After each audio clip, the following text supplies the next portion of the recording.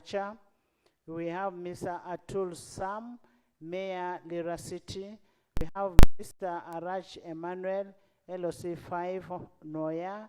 We have Mr. Okwanga Alfred, Mayor, Gulu City. Mr. Opio Moses, Chief Administrative Officer, Abim.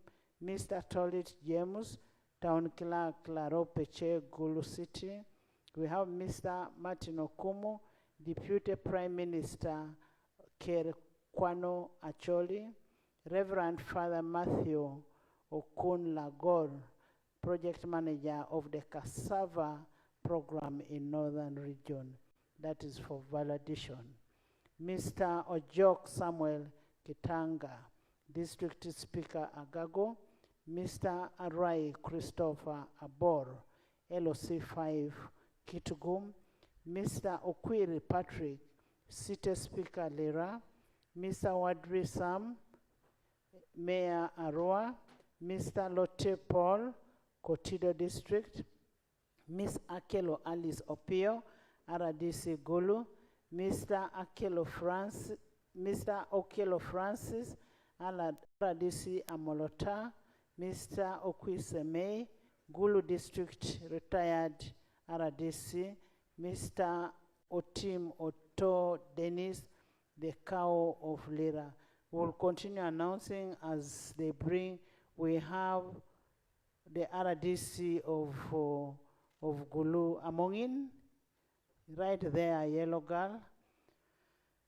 Honorable members, following the extensive deliberations that we have had on the state of transport infrastructure in Northern Region, the Minister will hand over our issues to the President for onward action to be taken, especially on issues of the critical roads, the national roads, the bridges, the waterways, and air drones in this region. We need, it is our plea, Your Excellency, that we work on this as a fountain of honor. We know there's nothing that is impossible. You'll handle, and we want to put Northern Region at a level of other regions. We should be able to put, as Parliament of Uganda, our focus now is on Northern Region. We want Northern Region, much as the peace has come, but we want the peace in the pockets also to be there. We want to thank you. I now want to take this singular honor to invite you, Your Excellency, to speak to the members of Parliament, to the people of Northern Region, and by extension to the country.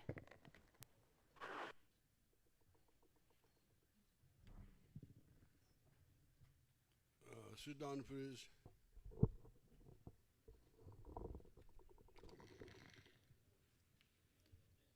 The Right Honorable Speaker of Parliament, all the distinguished persons who are here,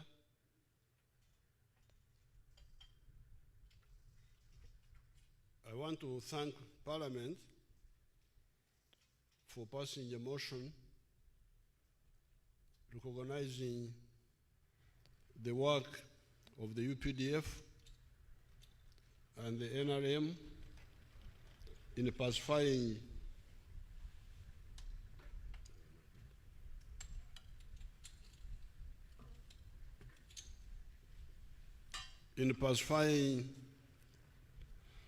northern Uganda and pacifying the whole country.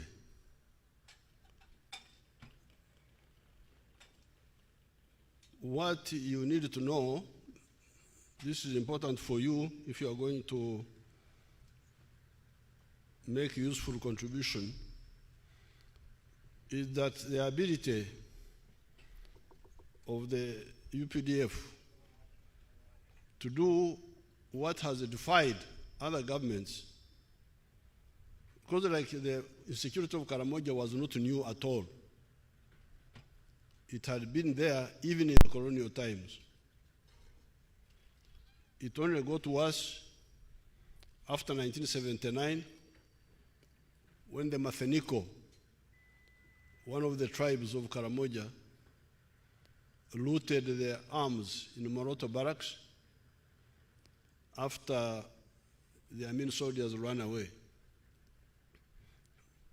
They were able to get automatic weapons, which they had not so much before. But otherwise, the insecurity was there all the time, even in the colonial times.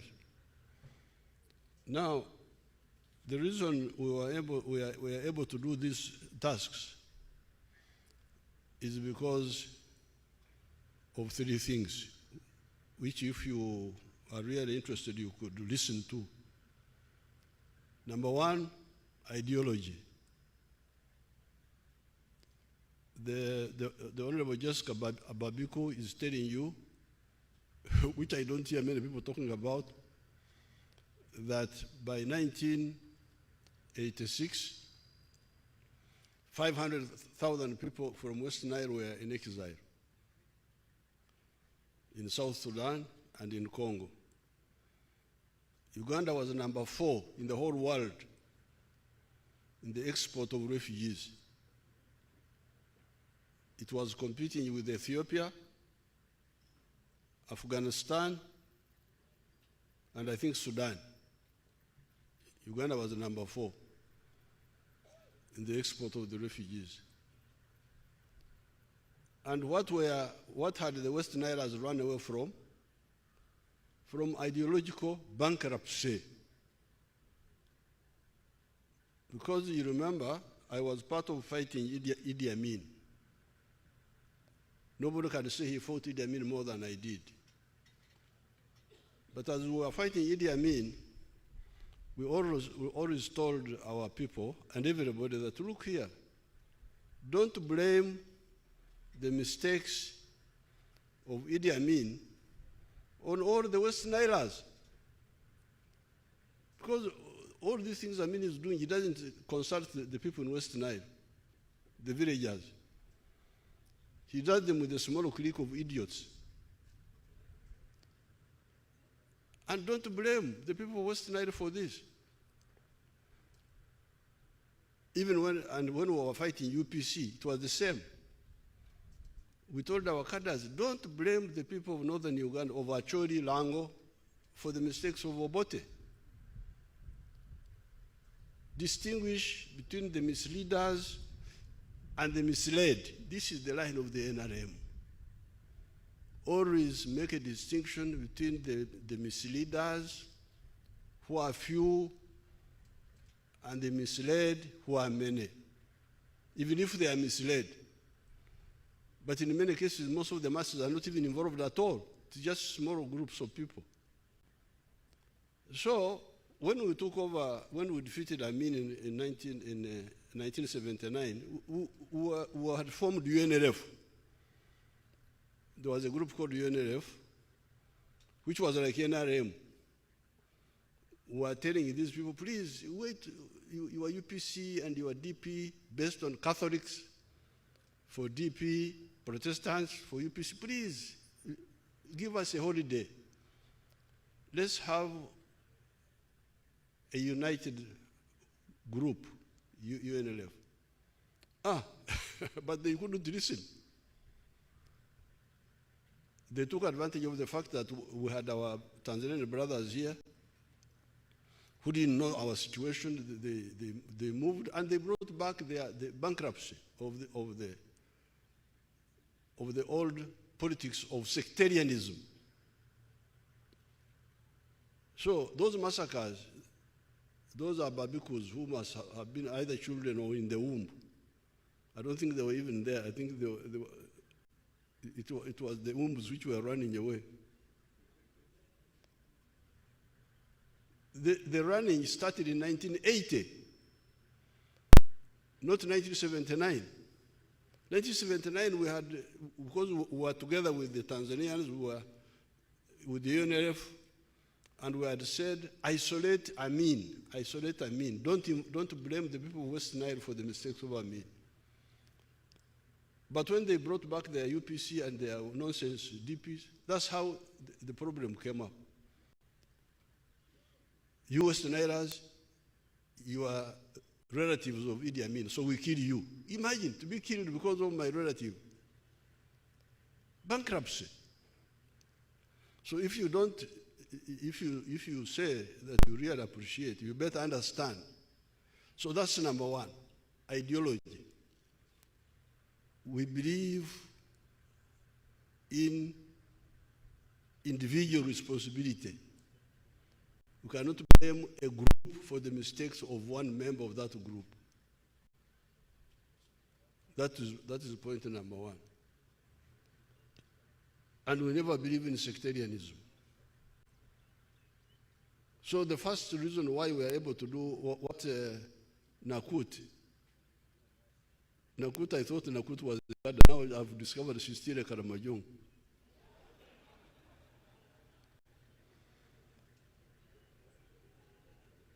Because Nakut was saying, I can't understand why these people, why they sacrifice so much. Yes, if you are convinced, we are always celebrating the Martyrs' Day in Namugongo on the 3rd of June. Young people who refused to denounce religion and they were killed by Mwanga. On the 9th of May, we are always celebrating Martyrs' Day, Heroes' Day. For us, we are not just martyrs, we were heroes. We have both martyrs, but also we have heroes, because martyrs die without resistance. Heroes, they can kill you if you are not careful. As you try to kill them. So on the 9th, we celebrate the Heroes' Day. People who stood because of conviction. If you are convicted of something, you will stand. So the first reason how we were able to do what these other groups failed to do is because of ideology. Secondly, discipline. What Nakut was saying, how the cattle rustling came back in 2018, it was not just the removal of the troops. There were also some mistakes by our commanders, corruption. They stole the money of the LDUs. You know, we had Karamojong LDUs. And they stole their money. They didn't pay them. And you know how confused the Karamojong groups are. So they said, okay, so if you are not paying us, we are going to raid. That's how it all started. There was also another man, I've forgotten his name. Is it Achuchu? Achuchu, the one whose wife they took when he was in jail. And when he came from jail, he said, you better repress my wife who was taken. They just looked at him. He went and raided cattle to buy another woman. That's how it all started again. So it was the carelessness of our people, the corruption. But the third reason how we succeed is the Banyankore proverb. Okom toguri enshojun kuitegwa. You make the hairstyle according to the shape of the head.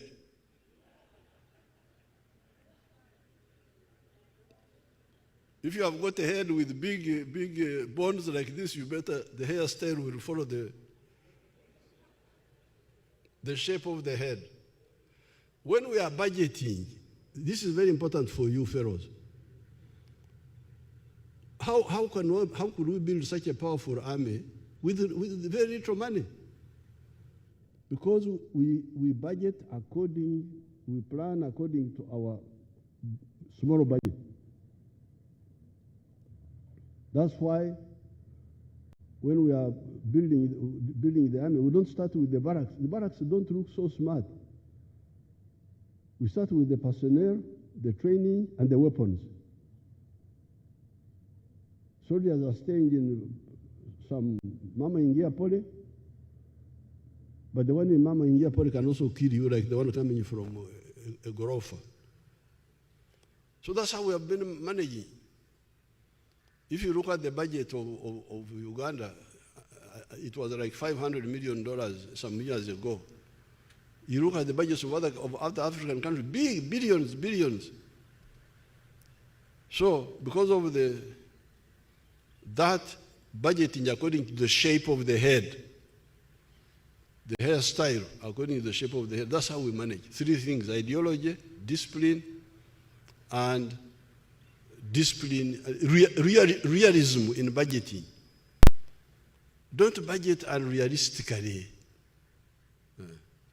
So I'm glad you're having your conference here. And I've been hearing what you have been saying. But straight away, I can tell you that the things to do are very many. You can't do all things at the same time. So I take you back to the Bible. Seek ye first the kingdom of heaven, and the rest will be added unto you. Seek ye first the kingdom of heaven and his righteousness, and the rest will be added unto you. We have been telling you and telling everybody since the 1960s that whatever you do, if you want the people to develop, start with the homestead incomes. Start with the homestead incomes. Because we are now talking of roads, what. There are where roads are good. The road from Gulu to Kampala is definitely good. It's not about the problem of the bridge is a recent one. It has just come now.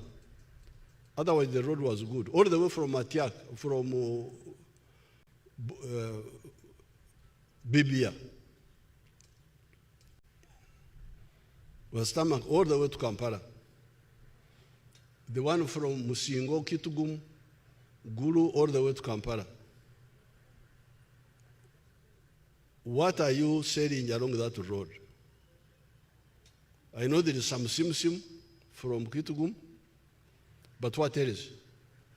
So, from the 1960s, we have been telling all those who care to listen to us that please seek ye first the homestead incomes, and the rest will be added unto you. In 2018, I made a countrywide tour, zone by zone, and I gave you this booklet where I talked of the 4 sectors and the 7 ways for wealth creation and job creation.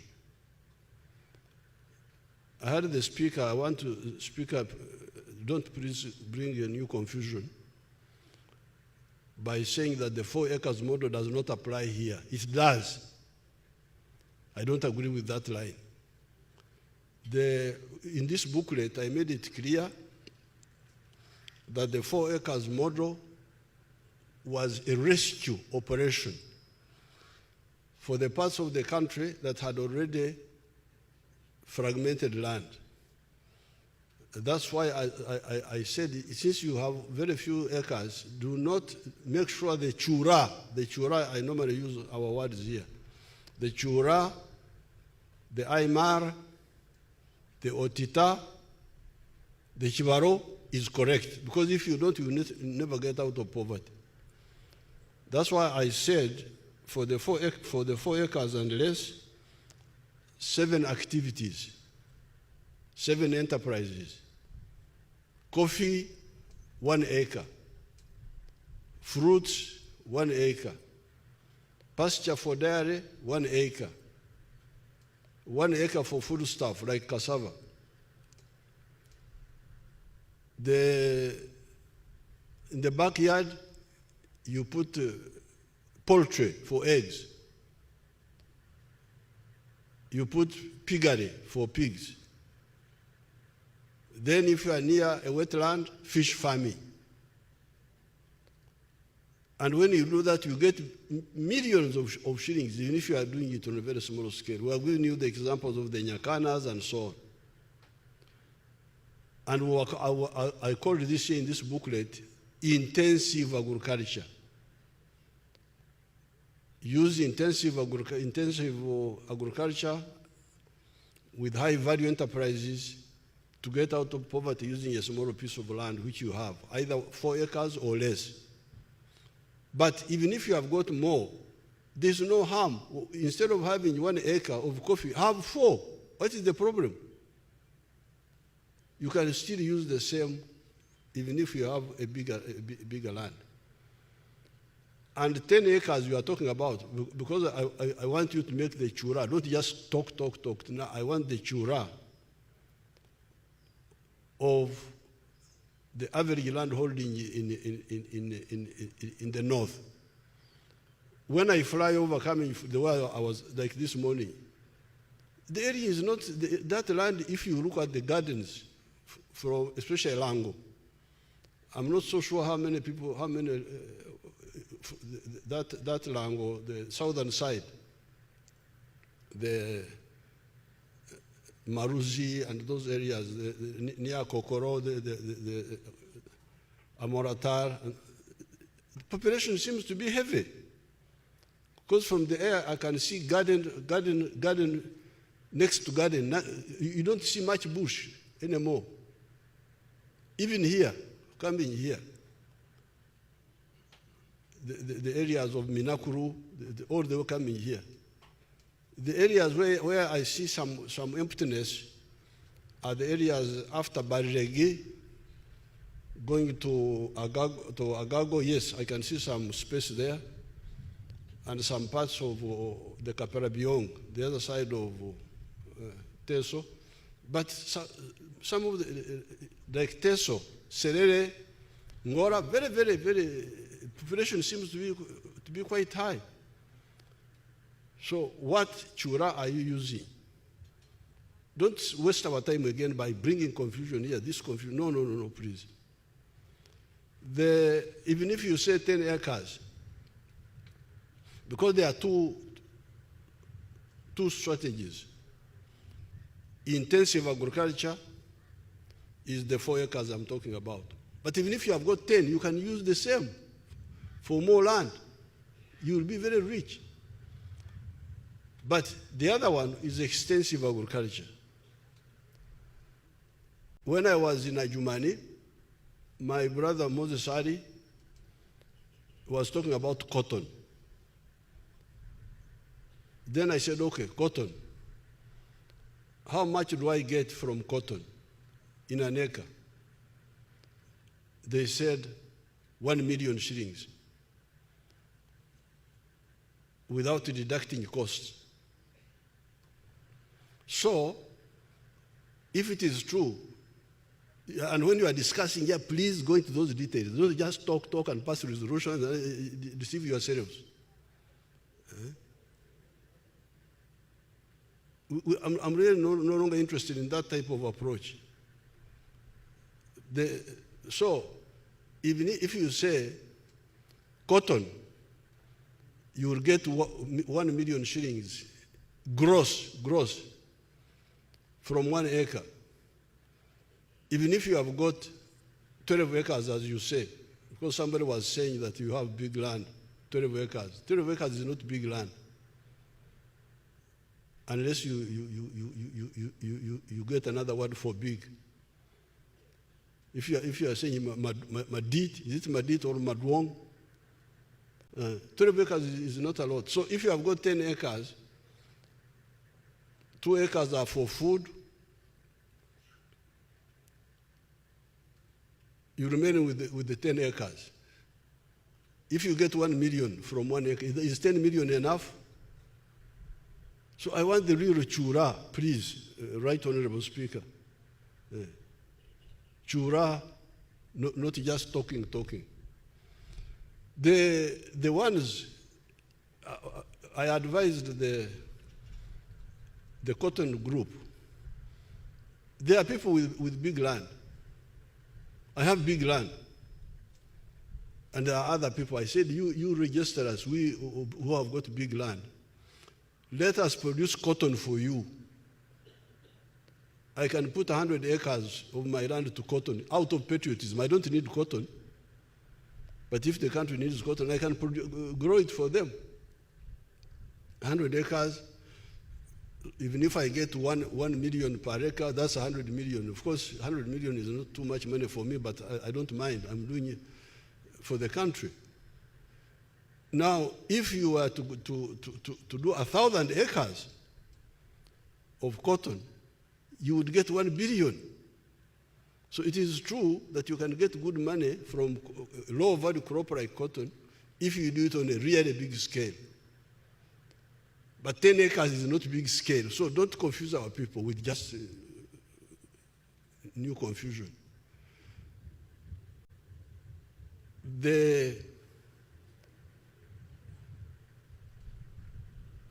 It is extensive agriculture versus intensive agriculture.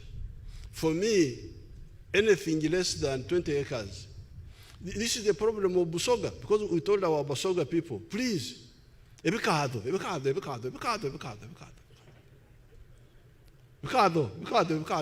kamara.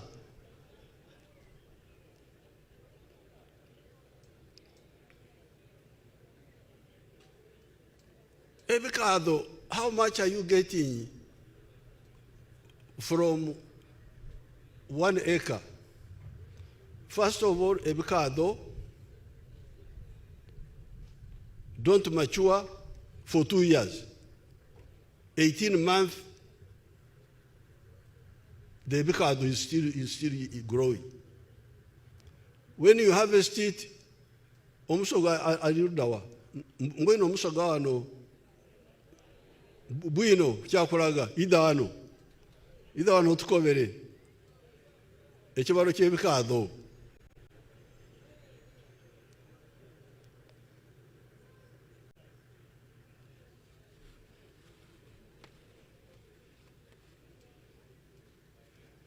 If I have got 1 acre, what will I get from ebikado after 18 months?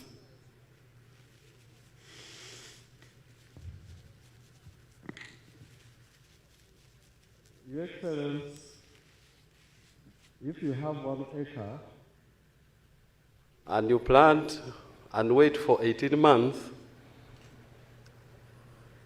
at the current level of pricing, then you harvest and get about 6 million shillings. 6 million shillings. Gross.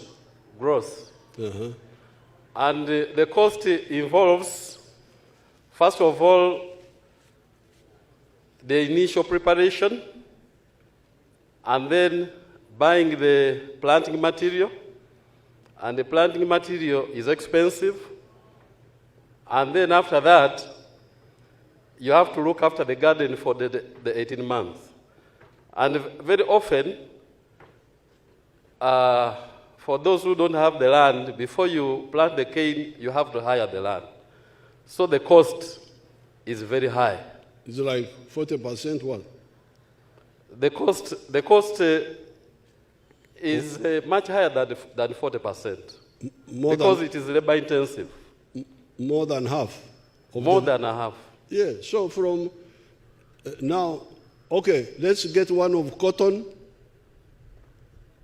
The one who knows cotton, who will tell us about the cotton? And maize. Maize.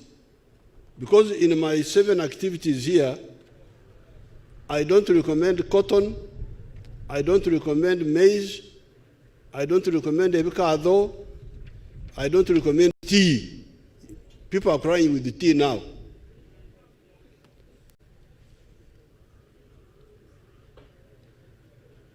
Excellency, I can talk about the maize.